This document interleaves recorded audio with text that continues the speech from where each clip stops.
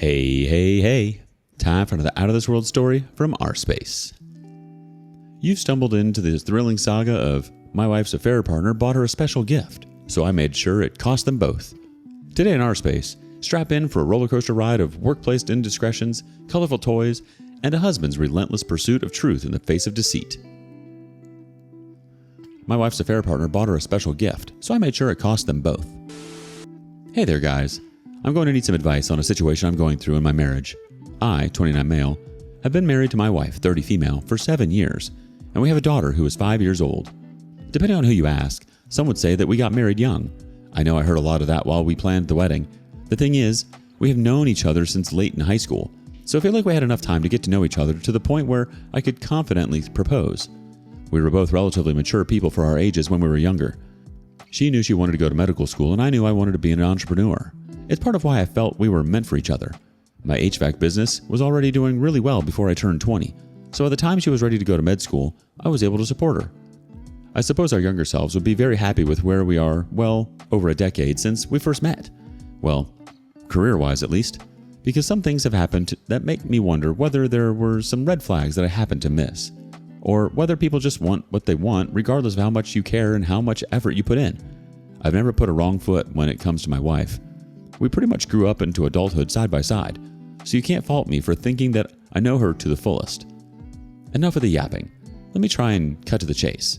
As I've said, my wife went to medical school. She did great there, and now she's a general practitioner, which is awesome. I've really never been prouder of anyone because I watched her graduate high school, then graduate from university twice. I will admit that I sometimes feared that I'd feel inferior with a high-achieving wife, but I'm doing fantastic for myself. I didn't go to college, but that's because I knew it would be a waste of my time. Instead, I used those same 4 years to apply the throttle on some new enterprises I was trying to start, like a detailing business, and my hard work paid off. So yeah, I made a lot, and surely that helps me feel good about myself. Do I regret not going to college, even now? Nope. So my wife, the doctor, obviously, she works at a hospital, and as expected, she has colleagues whom she's friends with, and some whom she steps away from being enemies with. Typical workplace drama, whether you work in a retail store or a tech company. The thing is, it became a bit disconcerting to me when a certain name started to pop up a lot more than the other coworkers that I heard about quite often. Let's call the guy Devin. If you've ever heard of the stupid concept of work husbands, that's what Devin started to sound like to me. Anytime something happens at work while she's at lunch, she always happens to be eating lunch with Devin. She's scared of walking to her car when leaving work late at night. Who is there to save the day and accompany her? Devin, of course. There was even a really annoying day when she started to gush about Devin's 2 cats and Chihuahua, which he couldn't stop showing her photos of. At this point, I obviously became very cautious of Devin. I think any man would. After all, it seemed like Devin was interested in her with how much he seemed to be around her. I joked around her one day with an ulterior motive, asking whether Devin knew she was married. She said he did, and after a brief pause, she reassured me that I didn't need to worry about him one bit. That he's basically her brother. This didn't really convince me, and it was made worse because I hate hearing sentences including the phrase, like a brother to me. But I decided to let it go at that moment because I didn't have anything solid beyond him coming up a lot to base strong suspicions on. Now before I go into what happens next, I need to give you a little bit of background on the sexual side of my relationship with my wife. I've never been the kind of guy who needs to have sex 5 times a week. Nah, once or twice in 2 weeks fills, or should I say empties, the tank for me. The best part was that this worked perfectly for my wife too. She isn't a high libido kind of woman, so we had a really harmonious sexual life in the early stages of our marriage. Unfortunately, almost out of nowhere, her interest in sex just died. We spoke about it and she blamed hormones, stress, the weather, upcoming exams, her diet, and so on. And with each thing we tried to fix, nothing changed in the end. I never blamed my wife for this, but honestly, even though I could cope with sex just twice a month, it started to become hard on me. I seriously considered looking outside my marriage, but I never came close to acting on such considerations. Now, here's where that comes in. One day, my wife comes home and excitedly tells me that she's interested in us trying to spark up our life in the bedroom again. At this point, it had been about 2 years, and I'd wager that we hadn't had sex more than 5 times in that period. So of course, I was a bit stunned by her sudden enthusiasm to get things started again. Oh wow, what is making you so eager for us to start trying again? I had to ask because sex almost never seems like something that my wife thinks about unless I bring it up. I had a discussion with some people at work about sex, and it really brought up a lot of things that we might be able to try out to spice things up, was what she responded to me. I'm on guard as she says this because talking about sex should be less awkward or juvenile among doctors than any other group of people, but I've never gotten the idea that she and her coworkers talk about things like that. So I asked her what they talked about and who she talked about these things with. After all, I know most of her coworkers by name. Just Devin and some of the others. Like I said, I know most of her coworkers by name, so the rest of them to end up relegated to an uncertain the others left me feeling uneasy. I felt like challenging her at that point because I felt like it might have been a personal conversation with Devin, and if she was talking about sex with Devin one-on-one, that would not be in good taste, obviously. No problem, I'm listening, I said. So on she continued, telling me about how the conversation went from how important sex is to sexless marriages, to sex toys. And then she let it slip, that she used our case as an example in this convo. I mean, I've never been bitter about the whole sexless situation, but it can be extremely frustrating. So to hear that it's being brought up by her in public conversations with coworkers, by the way, many of whom know me rather well, made me very unhappy with her. However, my wife is a rather private person, so this didn't sound right to me. So this was just you and Devin then, right? I said this quickly to catch her off guard and watch her reaction. She seemed startled and flustered, but she was quick to deny it. No, it was me and some of the others. Devin was there, though. I looked closely at her, and she tried to maintain my gaze, but her eyes kept darting away. There were probably 5 seconds of silence before I said, "Tell the truth." She said nothing, and this time, she just looked down. I actually saw a teardrop fall from her eyes. It was just you and Devin, right? Looking back, this was uncharacteristically relentless of me, but I think all of the Devin stories had me on something of a mean streak. Looking back, I'm glad it came at that moment because I might have let it slide otherwise, and ended up musing about it for hours. She squeaked out a, "Yes." "Okay, continue the story then," I said to her, but she didn't say anything because I had caught her in a lie. We just sat there in silence for a very long time, and I was extremely pissed, but I did my best to keep my composure and stay calm. After about 2 minutes of nothing but quiet, she finally apologized. "I'm sorry for lying. I knew it wouldn't be a good look to admit that I had a private conversation of that kind with him alone." She looked at me, but I kept a stone face. "But I swear, we just talked. There was nothing else to it." I don't think you did anything unless you're banging in the broom closet at work, but I hate how you're bringing our private life to other people. I especially hate you bringing our private life to Devin of all people. Really? So it was talking to Devin that could potentially break the sexual deadlock we've been sitting through in our marriage. You know what this looks like, right?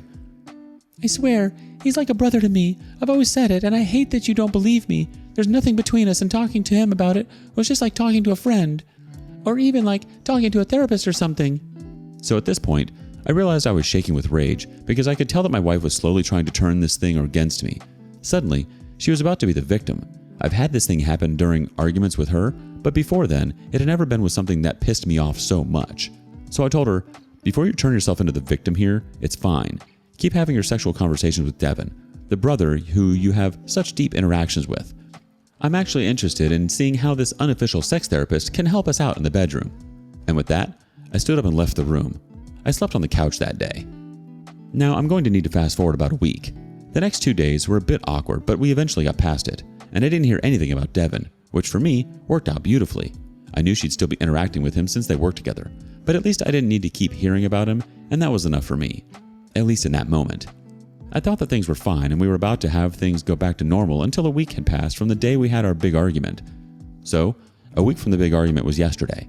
My wife came back home at night, holding a plastic bag that I could tell had a long box in it. She seemed very apprehensive, but I could tell she was doing her best not to act too differently. This went on for probably about 30 minutes while she tried to make normal conversation, and I started to get impatient. But eventually, she sat down next to me in the way she does when a serious conversation was about to be had. "So, babe, remember what we had talked about trying to get our bedroom life active again?" I nodded. "I decided to take a leap and get something that I thought might help us a lot in the bedroom, or help me because I know I'm the issue." And then she pulled the box out of the plastic bag. It did not come in discreet packaging, so it was very clear it was a dildo. A big one. It was purple, and the graphics on the box made it obvious that the thing could vibrate. I'm not opposed to toys. To be honest, I think they can help out a lot more than they can harm the bedroom experience, at least when used tastefully. But my wife has always been vanilla, so this move was a bit of a shock to me. Then again, she claims she had such an enlightening conversation about intercourse with Devin. Obviously, my mind went back to that very annoying night, but I did my best to keep my emotions in check. My wife pulled the ridiculous purple plastic penis out of the box and held it as if it was made of glass. I kind of just looked at it, because I had never needed to use toys in my previous relationships. My anatomy did the job well enough, but I understand how different everyone is. So some people, like my wife, need more motivation. I tried not to make the situation too awkward since it seemed like she didn't know what to say either. So all I could mutter was, "Why do they have to make them so colorful?" She seemed relieved that I said something, and I think that relief was what made her slip up. I remember exactly as she said it. "I know, right? I don't know why Devin chose that color. Something closer to a skin tone would have been nicer." She had a smile on her face, and she just kept looking at the stupid thing, but I could hear my blood pushing through my ears. It almost seemed like she didn't realize what she had just admitted to. Now, at this moment, I couldn't figure out whether I wanted to erupt at her or just keep what she had said close to my chest since she was unaware of the bombshell she had dropped. Being discreet wasn't possible though because I felt like my head was going to pop. "Devin bought you a dildo?" It came out a whole lot louder than I expected it to. She looked shocked and confused at first, and then I assumed she played back the last minute in her mind, realized what she had let slip, and then her eyes widened in fright. I stood up, and I shook my head over and over, searching through my head for the right words to say to her. How does the person you claim is like a brother to you end up having deep sexual conversations with you and buys you toys? It was hard for me to grasp. She said something which I couldn't hear, and I calmly asked her to repeat it. I was hoping that there was some kind of explanation or some kind of misunderstanding, but nope. What she said was, "I was going to buy one for us anyway, so it saved us some cash." There's a reason why it came out in a whisper, and that was because she knew how idiotic it sounded. I didn't even bother saying anything to that, because she was in the phase of an argument where she senselessly tried to justify her actions. I've never felt worse at any recent point in my life than I did yesterday. I felt like there was a lot of aggression and negative energy that I needed to let loose, but I simply couldn't do it in any socially acceptable way. I wanted to interrogate her about Devin, but I knew she'd deny everything, especially with why I was shaking with fury. So I just grabbed my car keys and my wallet and left the house. She gently tried to stop me once, but I glared at her and she backed off. I drove around town for hours in the night and it helped to clear my head. I got a hotel room yesterday night and extended my stay for tonight as well. I'm not certain whether I'll be going home tomorrow, but I decided to see if I can get some advice from all of you here. I have a strong feeling that she and Devin are effing, but I want solid proof. Let me know what you all think. I'll stick around in the comments for as long as I can. Edit. You guys don't need to convince me that she and Devin have some kind of thing going on. I'm not in denial. I just want to make sure that I have evidence in a way that is absolutely undeniable. It'll help me in more ways than one. Edit. Yeah, I probably should have kicked her out of the house instead of leaving myself, but I really couldn't be around her for as long as I would have taken her to pack a suitcase. So I think it was better I took myself out. Edit. I saw a few suggestions that I check her phone, and I'm probably going to do that. But if I'm going to do that, it can't be right away because she'll still be on guard. However, a lot of your comments gave me ideas, so I think I'm going to see if I can get in contact with her coworkers that I'm friendliest with. It could backfire, especially if they are more loyal to her than me, but let's see. It sounds like your wife's bedside manner with Devin is a bit too cozy for comfort. And now she's bringing home souvenirs from their little tete-a-tete. I hope she at least got a discount code for her infidelity kit. Nothing screams trustworthy relationship like your wife coming home with a gift from her work buddy, Devin, right? I mean, who wouldn't want to spice up their love life with a colorful, vibrating accessory chosen by the third wheel in your marriage? If you're in the market for solid proof, why not hire a private investigator? Or, if you share a vehicle or your wife's phone has location services enabled, you could discreetly track her movements. Hey ladies and gents, it's been a while, but I had to be really patient. I hope that you all were too. I have an update, and while that might be great news for all of you, since it provides a very compelling continuation to my ordeal, it is very bittersweet for me. After about a week, I went back home. My wife apologized over and over, and she said she'd limit her interactions with Devin, and I just nodded and nodded. I certainly wasn't over the situation, but I knew that I needed to be at home and on good terms with her to be able to learn the true extent of her relationship with Devin. It takes an excessive amount of time for us to start to be friendly with one another again. I made the risky decision to reach out to two of my wife's coworkers who knew me and who I felt would be the least likely to snitch on me. One was a guy that we'll call Rob, and the other is a lady we'll call Anna. I started with Rob because I hoped that since we're both men, he'd feel a degree of loyalty towards me and tell me the hard truth. I didn't have his phone number and I couldn't show up at our workplace, but he was easy to find online. Shout out to LinkedIn for hooking me up. I sent him a message, explained who I was and how he knew me, and then we arranged to meet up at a bar for a few drinks. When we got there, I didn't jump straight into Devin talk because Devin is a coworker of his at the end of the day. but I simply mentioned that I felt some kind of way about the Devin dude and I'd like to know what he had observed between the two of them. Rob seemed to silently calculate how much he wanted to tell me, but he eventually let me know that my wife and Devin were extremely close. He had no evidence that they had anything beyond extremely close work friends, but he approved of my suspicion because he sort of felt the same way, even as a spectator. I thanked Rob for his help. Next up was Anna. Women tend to be a lot more privy to workplace gossip, but that was the exact reason why my meeting up with her to discuss two of her coworkers could be extremely risky. I felt like there was very little to lose though, so I went for it. It was the next day when I met up with her in a public space. Anna was a rather pretty woman, so it made sense why she was one of the colleagues my wife usually complained about. It was probably just that girl-on-girl competitiveness we all know. My hope was that if my wife didn't like Anna, Anna probably didn't like my wife, and she'd help me out. "Your wife and Devin?" She had a pained expression on her face and she said that, "I don't know how much you know, but there's definitely something going on between the two of them. I really hate to be the bearer of bad news, but the buzz at the hospital is that they've been getting into it at work. For lack of a gentler way for me to say it." As Anna said that, I knew I was angry, but I also felt a sense of closure, because I had finally been proven right. I wasn't crazy for thinking there was something between my wife and Devin, so I thanked Anna profusely and went back home. That night, as my wife slept, I grabbed her phone and went straight for her messages. Her chat with Devin wasn't hard to find, and I scrolled and scrolled and scrolled, but it was clean. In fact, it was a bit too clean for my liking. There was no talk about the toy, there was nothing even close to inappropriate in there. I even jumped into her email and some of the social media apps she used the most, but there wasn't anything to convince me that my wife had anything else going on with him. I started to feel crazy, like I may have blown the whole thing out of proportion. Well, that was all before I went through her gallery app. Initially, I didn't see anything of note. There were selfies, the sky and clouds on her drives home, food she'd eaten recently, and other boring things. At that moment, I felt like I had judged her very harshly, and just on a whim, I decided to check the trash folder on the phone. A literal sex tape. It had been deleted a few days back, but there was an actual sex tape in her trash, with what was clearly my wife in scrubs being railed from behind by another guy in a similar outfit. The environment seemed like some kind of room in a hospital, which would make sense. Their work romance was strictly a work romance, but it went as far as intercourse on the premises. I was furious. I had to watch an entire 5-minute video of my wife having sex with another man. I had really hoped that I would find nothing and my life would go back to normal, but that was the best outcome for a fool who wants to be blissfully ignorant, and that's never been me. So I sent the video over to my phone and removed any evidence that I had touched her phone, and stayed up the rest of the night, coming up with a plan of action. I had the proof I needed, and all that was left was to make perfect use of it. In the morning, my wife went off to work and I said bye to her, acting as normal as I could. As soon as she left, I brought out her suitcases and began packing her things.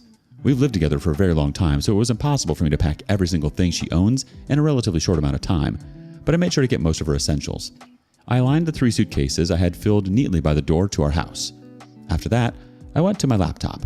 I drafted a very long email to the hospital she worked at, citing my concern that employees at their facility were having sexual relations on the property. I talked about a lack of professionalism, ethical considerations, and sanitary concerns, as it looked like they did their business in an unoccupied patient room. I've been running my own businesses for years now, so I knew the right words to use to get the hospital very concerned about what was going on. I was even tempted to send the video to her family members, but I recognized early enough that would have been a step too far. I'd let them know what I found out though, once my soon-to-be ex-wife was made aware herself. It took a lot of waiting, but night finally came and my wife arrived back at home. She walked into the house with a smile on her face, but it instantly dissolved as she saw her suitcases lined up by the door. I don't regret it, and it was an a-hole move, but I couldn't help but say, "Surprise!" Looking back, I'm glad that I gave in to that impulse. "What's going on?" She was in an instant panic, and I just looked at her. I asked her what she thought was going on, and all she could say was, "What did I do?" "You know what you did. You're going to have to leave right now. You can come another time to get the rest of your stuff, but not right now." She was dumbfounded, and I could see tears beginning to well up in her eyes. "Save me the waterworks and go. I'm sure you'll have a cozy bed to sleep on back at Devin's place, so go there. Though you might not be used to having sex with him outside of work." At this point, she had started crying and I had not a drop of pity in me. In fact, it was irritating to watch, so I walked towards the doorway where she was, picked up 2 of her suitcases, and took them to her car. I came back, met her standing there, still bawling her eyes out, and took the last one. By the time I came back, she was standing on the outside of the doorway and I unceremoniously closed the door behind her. It took almost 30 minutes, but I finally heard her car start up and drive away. She didn't need to know how I found out, but she couldn't play dumb when she knew I knew. Not too long after, I got a response from the hospital that the concerned individuals are no longer in our employ and were terminated based on a breach of medical ethics and professionalism. Both Devin and my soon-to-be ex-wife taken down in one fell swoop? Very satisfying. I've also started working with a really excellent divorce lawyer who told me it was great I saved the evidence I had found. As painful as it might have been to watch, I added all her family members to a group, let them know what I had found out about their sweet, high-achieving doctor, and left the group. I'm too busy to deal with all of that drama. So everyone, that's it. She'll be my ex-wife, hopefully very soon, and as much as it hurts to have spent so many years of my life on something that ended up being so flimsy, I'm glad it ended sooner rather than later. I appreciate you all for supporting me on my initial post and sticking around for this eventual update. Have a nice life, everyone, because I know I'll be doing my damn best to do that.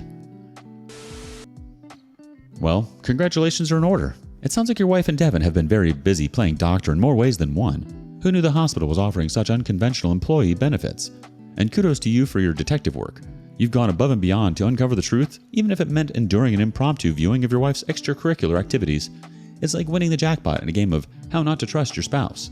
But hey, at least you've got closure, right? And now you can look forward to a bright future without the hassle of trying to trust someone who's been sneaking around like a teenager at a house party. Here's to moving on and finding someone who appreciates monogamy as much as you do. What do you make of this? What would you do if your partner came home with a special gift from a friend?